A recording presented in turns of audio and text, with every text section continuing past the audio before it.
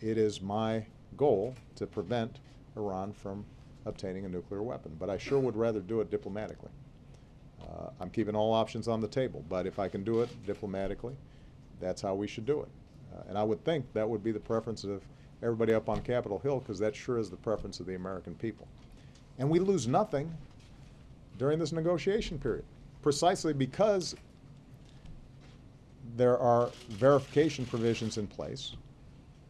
We will have more insight into Iran's nuclear program over the next 6 months than we have previously.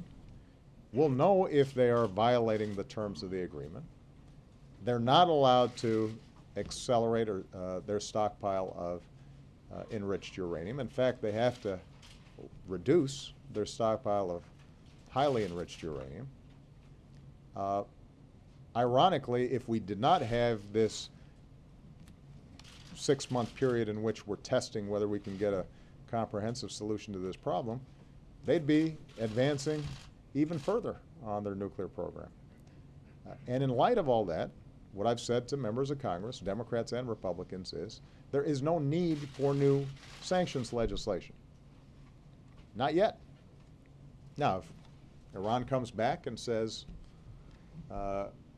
we can't give you assurances that we're not going to weaponize, if they're not willing to address some of their capabilities that we know could end up resulting in them having breakout capacity, it's not going to be hard for us to turn the dials back, strengthen sanctions even further.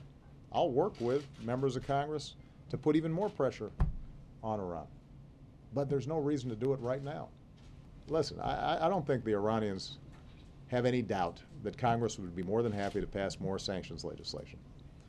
We can do that in a day, on a dime.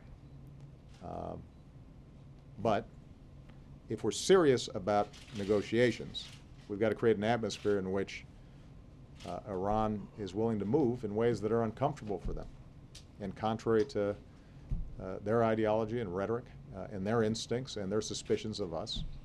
And we don't help get them to a position where we can actually resolve this by engaging in this kind of action.